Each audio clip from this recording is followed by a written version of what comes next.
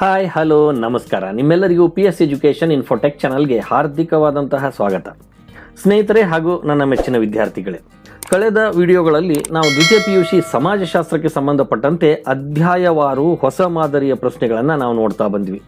ಅದರಲ್ಲಿ ಮೊದಲ ಅಧ್ಯಾಯ ಹಾಗೂ ಎರಡನೇ ಅಧ್ಯಾಯ, ಈ ಎರಡು ಅಧ್ಯಾಯಗಳ ಮೇಲೆ ಬರುವಂತಹ ಬಹು ಆಯ್ಕೆಯ ಪ್ರಶ್ನೆಗಳು, ಹೊಂದಿಸಿ ಬರೆಯಿರಿ ಮತ್ತು ಬಿಟ್ಟ ಸ್ಥಳ ತುಂಬಿರಿ, ಯಾವ ರೀತಿಯ ಪ್ರಶ್ನೆಗಳು ಬರಬಹುದು ಅನ್ನುವಂಥದ್ದು, ಮಹತ್ವದ ಪ್ರಶ್ನೆಗಳು ಯಾವುವು ಅನ್ನೋದನ್ನು ಹಿಂದಿನ ಎರಡು ವಿಡಿಯೋಗಳಲ್ಲಿ ನಾವು ನೋಡಿದ್ವಿ.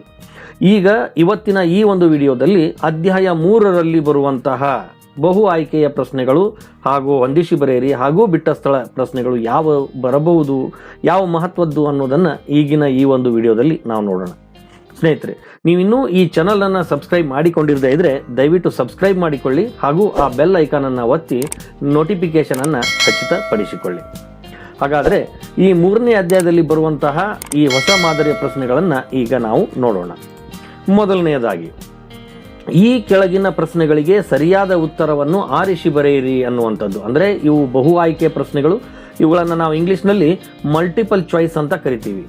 ಈ ಬಹು ಆಯ್ಕೆ ಪ್ರಶ್ನೆಗಳು ಯಾವ ರೀತಿಯಾಗಿರಬಹುದು ಅದರಲ್ಲಿ ಅನ್ನೋದನ್ನು ನೋಡೋಣ. ಮೊದಲನೆಯದಾಗಿ, ನಿಶ್ಚಯಾತ್ಮಕ ಕ್ರಿಯೆ ಎಂಬ ಪದವನ್ನು ಮೊದಲು ಪರಿಚಯಿಸಿದವರು ಯಾರು? ನಿಶ್ಚಯಾತ್ಮಕ ಕ್ರಿಯೆ ಎಂಬ ಪದವನ್ನು ಮೊದಲು ಪರಿಚಯಿಸಿದವರು ಯಾರು ಅನ್ನುವಂಥ ಆಪ್ಷನ್ ನಾವು ನೋಡಬೇಕು ಅಂದರೆ doctor BR Ambedkar, John F Kennedy, Mahatma Gandhi, MN Srinivas. ನಿಶ್ಚಯಾತ್ಮಕ ಕ್ರಿಯೆ ಎಂಬ ಪದವನ್ನು ಮೊದಲು ಪರಿಚಯಿಸಿದವರು ಯಾರು ಅಂದರೆ ಅದರ ಉತ್ತರ, ಸರಿ ಉತ್ತರ ಜಾನ್ F ಕೆನಡಿ. ಅಂದರೆ ಜಾನ್ F ಕೆನಡಿ ಅವರು ಈ ನಿಶ್ಚಯಾತ್ಮಕ ಕ್ರಿಯೆ ಎಂಬ ಪದವನ್ನು ಪರಿಚಯಿಸ್ತಾರೆ. ಇನ್ನು ಎರಡನೆಯದಾಗಿ, ಅಸ್ಪೃಶ್ಯತೆಯನ್ನು ನಿಷೇಧಿಸುವ ಸಂವಿಧಾನದ ಕಲಮು ಯಾವುದು? ಅಸ್ಪೃಶ್ಯತೆಯನ್ನು ನಿಷೇಧಿಸುವಂತಹ ಸಂವಿಧಾನದ ಕಲಮು: 15ನೇ ಕಲಮು, 16ನೇ ಕಲಮು, 17ನೇ ಕಲಮು, 23ನೇ ಕಲಮು. ಇದರಲ್ಲಿ ಸರಿ ಉತ್ತರವನ್ನು ನಾವು ನೋಡಬೇಕು ಅಂದರೆ ಅಸ್ಪೃಶ್ಯತೆಯನ್ನು ನಿಷೇಧಿಸುವ ಸಂವಿಧಾನದ ಕಲಮು ಯಾವುದು ಅಂತ ಅನ್ನೋದನ್ನು ನಾವು ನೋಡಬೇಕು ಅಂದರೆ ಅದರ ಸರಿ ಉತ್ತರ 17ನೇ ಕಲಮು. 17ನೇ ಕಲಮು ಇದು ಅಸ್ಪೃಶ್ಯತೆಯನ್ನು ನಿಷೇಧಿಸುವಂತಹ ಒಂದು ವಿಧಿ ಆಗಿದೆ ಅಂತ. ಇನ್ನು ಮೂರನೆಯದಾಗಿ, ಅಸ್ಪೃಶ್ಯತಾ ಕಾಯ್ದೆ ಜಾರಿಗೆ ಬಂದ ವರ್ಷ ಯಾವುದು? ಅಸ್ಪೃಶ್ಯತೆ ಆಚರಣೆ ಅಪರಾಧ ಕಾಯ್ದೆ ಜಾರಿಗೆ ಬಂದಂತಹ ವರ್ಷ ಯಾವುದು ಅನ್ನೋದನ್ನು ನೋಡಬೇಕು ಅಂದರೆ ಇದರ ಕೆಳಗಡೆ ಕೊಟ್ಟಿರುವಂತಹ ಆಪ್ಷನ್ಸ್: 1955, 1956, 1961, 2005. ಈ 4 ಉತ್ತರಗಳಲ್ಲಿ ಸರಿ ಉತ್ತರ ಯಾವುದು ಅನ್ನೋದನ್ನು ನಾವು ನೋಡಬೇಕು ಅಂದರೆ ಅಸ್ಪೃಶ್ಯತಾ ಕಾಯ್ದೆ ಜಾರಿಗೆ ಬಂದ ವರ್ಷ 1955. 1955ರಲ್ಲಿ ಅಸ್ಪೃಶ್ಯತೆ ಆಚರಣೆ ಮಾಡೋದು ಅಪರಾಧ ಅನ್ನುವಂಥ ಕಾಯ್ದೆ ಜಾರಿಗೆ ಬಂತು. ಇನ್ನು ನಾಲ್ಕನೆಯದಾಗಿ, ನಾಗರಿಕ ಹಕ್ಕುಗಳ ಸಂರಕ್ಷಣಾ ಕಾಯ್ದೆ ಜಾರಿಗೆ ಬಂದ ವರ್ಷ ಯಾವುದು? ನಾಗರಿಕ ಹಕ್ಕುಗಳ ಸಂರಕ್ಷಣಾ ಕಾಯ್ದೆ ಜಾರಿಗೆ ಬಂದ ವರ್ಷ: 1979, 1976, 1956, 1929. ಈ 4 ಉತ್ತರಗಳಲ್ಲಿ ಸರಿ ಉತ್ತರ ನಾಗರಿಕ ಹಕ್ಕುಗಳ ಸಂರಕ್ಷಣಾ ಕಾಯ್ದೆ ಜಾರಿಗೆ ಬಂದ ವರ್ಷ ಯಾವುದು ಅಂತಂದರೆ 1976. 1976 ಇದು ಸರಿ ಉತ್ತರ ಆಗಿದೆ. ಇನ್ನು ಐದನೆಯದಾಗಿ, ಎಲ್ಲ ಭಾರತೀಯ ನಾಗರಿಕರಿಗೂ ಮತದಾನದ ಹಕ್ಕನ್ನು ಕಲ್ಪಿಸಿದ ಸಂವಿಧಾನದ ಕಲಮು. ಎಲ್ಲ ನಾಗರಿಕರಿಗೂ ಮತದಾನದ ಹಕ್ಕನ್ನು ಕಲ್ಪಿಸಿದ ಸಂವಿಧಾನದ ಕಲಮು ಅಂದರೆ 335ನೇ ಕಲಮು, 338ನೇ ಕಲಮು, 325ನೇ ಕಲಮು, 339ನೇ ಕಲಮು. ಈ 4 ಉತ್ತರಗಳಲ್ಲಿ ಎಲ್ಲ ಭಾರತೀಯ ನಾಗರಿಕರಿಗೂ ಮತದಾನದ ಹಕ್ಕನ್ನು ಕಲ್ಪಿಸಿದ ಸಂವಿಧಾನದ ಕಲಮು ಎಂದರೆ 325ನೇ ಕಲಮು. 325ನೇ ಕಲಮಿನನುಸಾರ ಭಾರತದ ನಿಗದಿತ ವಯಸ್ಸಿಗೆ ತಲುಪಿದ ಎಲ್ಲ ಭಾರತದ ಪೌರರಿಗೆ 325ನೇ ಕಲಮಿನ ಪ್ರಕಾರ ಮತದಾನದ ಹಕ್ಕನ್ನು ಕಲ್ಪಿಸಲಾಗಿದೆ. ಇನ್ನು ಆರನೆಯದಾಗಿ, ಮಾನವ ಸಾಗಾಣಿಕೆ ಮತ್ತು ಬಲವಂತ ದುಡಿಮೆ ಕಾನೂನುಗಳು ಎಂದು ಘೋಷಿಸಿದ ಸಂವಿಧಾನದ ಕಲಮು ಯಾವುದು? ಮಾನವ ಸಾಗಾಣಿಕೆ ಮತ್ತು ಬಲವಂತದ ದುಡಿಮೆಯ ಕಾನೂನುಗಳು ಅಂತದ್ದು ಸಂವಿಧಾನದ ಯಾವ ಕಲಮು ಇಲ್ಲಿ ಅದನ್ನು ಘೋಷಿಸಿದೆ ಅಂದರೆ 23ನೇ ಕಲಮು, 25ನೇ ಕಲಮು, 35ನೇ ಕಲಮು, 29ನೇ ಕಲಮು.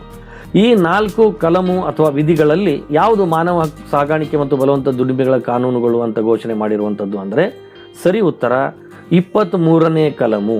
23ನೇ ಕಲಮು ಇದಕ್ಕೆ ಸರಿಯಾದ ಉತ್ತರ ಆಗುತ್ತೆ.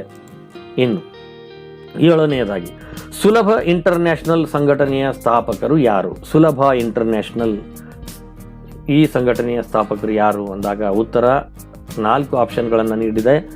ಡಾಕ್ಟರ್ ಎಚ್ ಸುದರ್ಶನ್, ಬ ಡಾಕ್ಟರ್ GS ಗುರ್ರೆ, ಕ ಡಾಕ್ಟರ್ ಬಿಂದೇಶ್ವರ ಪಾಠಕ್, ಡ ಡಾಕ್ಟರ್ ವೀರೇಂದ್ರ ಹೆಗ್ಗಡೆ. ಈ 4 ಉತ್ತರಗಳಲ್ಲಿ ಸುಲಭ ಇಂಟರ್ನ್ಯಾಷನಲ್ ಸಂಘಟನೆಯ ಸ್ಥಾಪಕರು ಯಾರು ಅಂದಾಗ ಸರಿ ಉತ್ತರ ಕ ಡಾಕ್ಟರ್ ಬಿಂದೇಶ್ವರ ಪಾಠಕ್. ಡಾಕ್ಟರ್ ಬಿಂದೇಶ್ವರ ಪಾಠಕ್ ಅವರು ಸುಲಭ ಇಂಟರ್ನ್ಯಾಷನಲ್ ಸಂಘಟನೆಯನ್ನು ಸ್ಥಾಪನೆ ಮಾಡ್ತಾರೆ. ಇನ್ನು 8ನೇದಾಗಿ ಲಿಜ್ಜತ್ನ ಕೇಂದ್ರ ಕಚೇರಿ ಎಲ್ಲಿದೆ? ಲಿಜ್ಜತ್ನ ಕೇಂದ್ರ ಕಚೇರಿ ಎಲ್ಲಿದೆ ಅಂತಂದಾಗ ಅದರ ಉತ್ತರಗಳನ್ನು ನಾವು ನೋಡಬೇಕು ಅಂದರೆ ಅ ಬೆಂಗಳೂರು, ಬ ದೆಹಲಿ, ಕ ಕಲ್ಕತ್ತಾ, ಡ ಮುಂಬೈ. ಈ 4ರಲ್ಲಿ ಸರಿ ಉತ್ತರ ಲಿಜ್ಜತ್ನ ಕೇಂದ್ರ ಕಚೇರಿ ಎಲ್ಲಿದೆ ಅಂತಂದಾಗ ಇದರ ಸರಿ ಉತ್ತರ ಡ ಮುಂಬೈ ಇದು ಸರಿ ಉತ್ತರ ಆಗಿದೆ. ಅಂದರೆ ಲಿಜ್ಜತ್ನ ಕೇಂದ್ರ ಕಚೇರಿ ಎಲ್ಲಿದೆ ಅಂದರೆ ಮುಂಬೈಯಲ್ಲಿದೆ. ಇನ್ನು 9ನೇದಾಗಿ ಸಮಾನತೆಯತ್ತ ವರದಿ ಜಾರಿಗೆ ಬಂದ ವರ್ಷ ಯಾವುದು? ಸಮಾನತೆಯತ್ತ ವರದಿ ಜಾರಿಗೆ ಬಂದ ವರ್ಷ ಯಾವುದು ಅಂದಾಗ ಇದರ ಸರಿ ಉತ್ತರಗಳನ್ನು ನಾವು ನೋಡಬೇಕು ಅಂದರೆ 4 ಉತ್ತರಗಳು ಅ 1964, ಬ 1974, ಕ 1984, ಡ 1994. ಇದರಲ್ಲಿ ಸರಿ ಉತ್ತರವನ್ನು ನಾವು ಗಮನಿಸಬೇಕು ಅಂದರೆ ಸಮಾನತೆಯತ್ತ ವರದಿ ಜಾರಿಗೆ ಬಂದ ವರ್ಷ ಬ 1974. 1974ರಲ್ಲಿ ಸಮಾನತೆಯತ್ತ ಅನ್ನುವಂಥ ವರದಿ ಜಾರಿಗೆ ಬಂತು.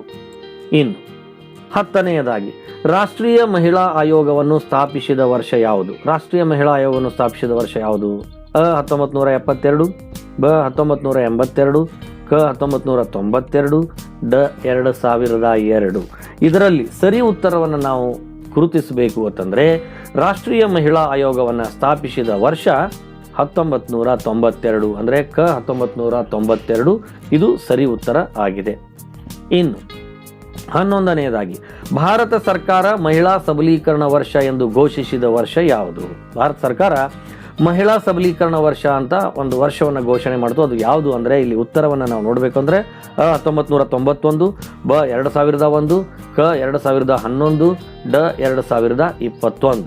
ಈ 4 ಉತ್ತರಗಳಲ್ಲಿ ಸರಿ ಉತ್ತರವನ್ನು ನಾವು ಗಮನಿಸಬೇಕು ಅಂದರೆ ಭಾರತ ಸರ್ಕಾರ ಮಹಿಳಾ ಸಬಲೀಕರಣ ವರ್ಷ ಅಂತ ಘೋಷಿಸಿದ ವರ್ಷ ಎಂದರೆ ಬ 2001. ಅಂದರೆ 2001ರಲ್ಲಿ ಭಾರತ ಸರ್ಕಾರ ಮಹಿಳಾ ಸಬಲೀಕರಣ ವರ್ಷ ಅಂತ ಘೋಷಣೆ ಮಾಡುತ್ತೆ.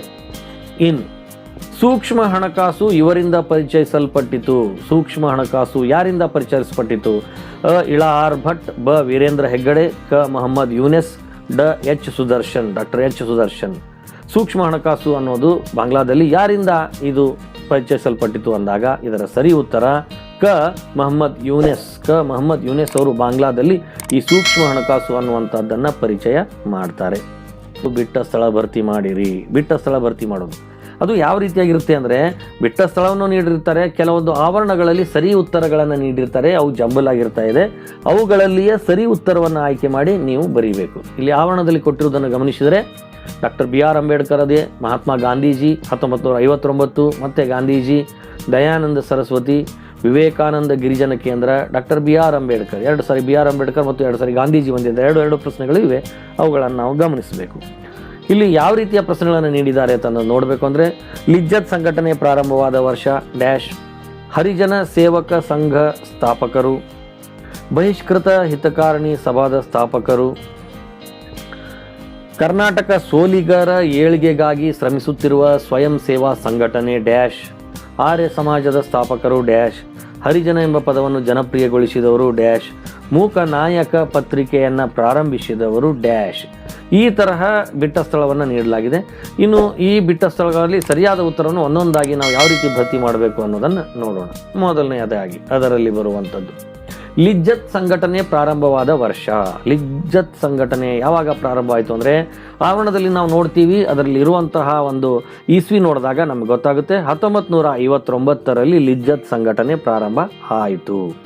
ಇನ್ನು ಎರಡನೆಯದಾಗಿ ಹರಿಜನ ಸೇವಕ ಸಂಘದ ಸಂಸ್ಥಾಪಕರು ಹರಿಜನ ಸೇವಕ ಸಂಘದ ಸಂಸ್ಥಾಪಕರು ಯಾರು ಅಂದಾಗ ಆವರಣದಲ್ಲಿ ಕೊಟ್ಟಿರುವ ಉತ್ತರವನ್ನು ನಾವು ನೋಡಿದರೆ ಮಹಾತ್ಮ ಗಾಂಧೀಜಿ. ಹರಿಜನ ಸೇವಕ ಸಂಘವನ್ನು ಸ್ಥಾಪನೆ ಮಾಡಿದವರು ಯಾರು ಅಂದರೆ ಮಹಾತ್ಮ ಗಾಂಧೀಜಿ.